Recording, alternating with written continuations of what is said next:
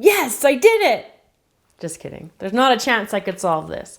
But what I can solve is the mystery of how to make a Rubik's Cube cake with a surprise Rubik's Cube inside. Let's get started.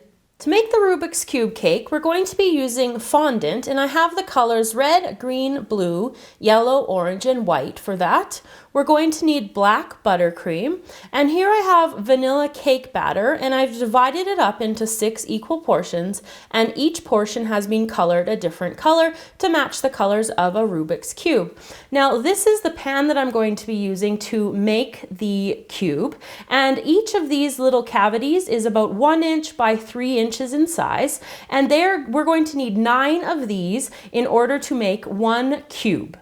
I have the pan sitting on a baking tray. Now this is going to make putting it into the oven easier so it doesn't flop around. I just have the colors here just for the video purposes so everything can fit into the shot. And obviously before I put it into the oven, I would take these off. So I've got a scoop here. Now with this cake recipe, you want to make sure that you fill up these cavities, because when the cake rises, you want to make sure that the entire cavity has been so it'll be a complete rectangle. You don't want to have any gaps here. So I've got it really close to the top, and that's going to ensure that each of these little rectangles are going to dome up and over, and we can trim them off afterwards.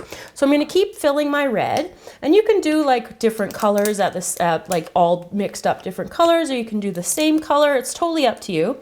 But what you're going to do is you're going to put it into the oven when you've got your pan filled at 350 degrees, and you're going to have to bake them between 25 and 35 minutes. And you'll find that these two in the center will need a little bit longer, so just watch it towards the end and make sure these two ones in the center are cooked completely.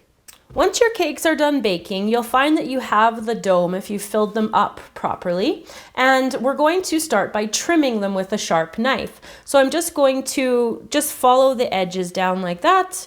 And I just want to make sure that I have a rectangle shape and that it's all squared up. So this top part here, you can usually tell where the top came from, and I just want to trim that off, and you might want to just trim off any of the baked part on the brown. So I'm going to repeat that with all 9 of mine for 1 square. Once all your rectangle pieces are trimmed, what you're going to do is take them and some of the black buttercream, and you're just going to put a layer in between on one side, and then you're going to take your other color of your rectangle and you're just going to press it in beside that first one, and then you're going to put another layer here like this, and then you're going to repeat, and you'll have your first bottom layer.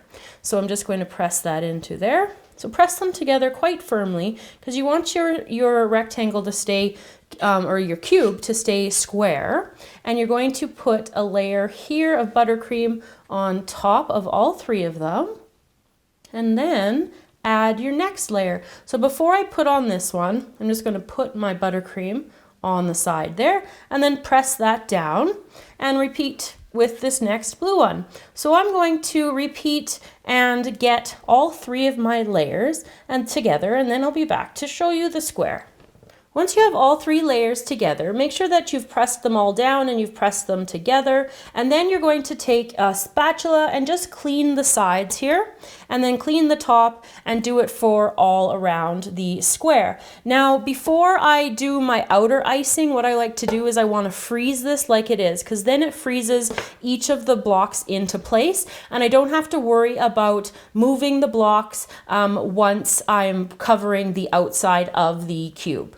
While my cube is in the freezer, what I'm working on here is my fondant. So I've rolled it out quite thin, and I'm just using a 7/8 by 7/8 cube cutter. Now, if you don't happen to have a square cutter, you can just use a knife and cut it, or just use even just a fondant roller and cut that out. So I'm going to do this with all of my colors.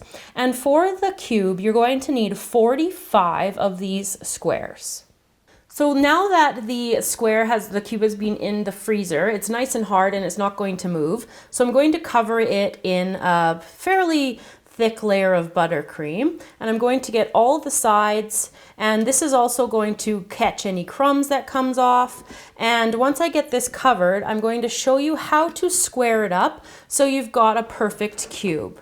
So I have it covered in buttercream now. So I'm just going to take a sharp and flat scraper tool, and I'm just going to line it up along the edges, and I'm just going to go around, and I'm just going to square up each of the edges, and then I can also run it across the top. So you just want to scrape off the excess buttercream and then repeat until you've got a perfect squared up cube. You can also freeze in between each of the layer additions, and that kind of helps to keep it square as well. And so I'm just going to keep working away at this until I've got a nice cube.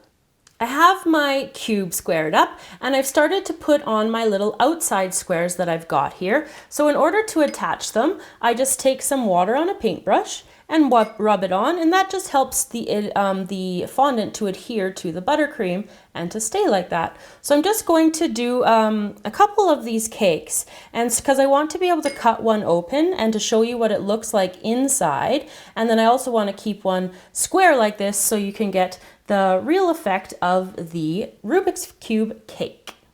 Here are the completed Rubik's Cube cakes. Here's one that's all done and together, and then I have the one with the surprise inside cut open so you can see what yours might look like if you recreate this cake. If you do, make sure you send me a picture. It's easy to send them to me on Facebook or Twitter, and you can also send me them and tag me them in Instagram. So thanks everybody for watching. Remember to subscribe to the channel, and you can find all of our social media sites in the description box below. Thanks for watching, and I'll see you all again next time.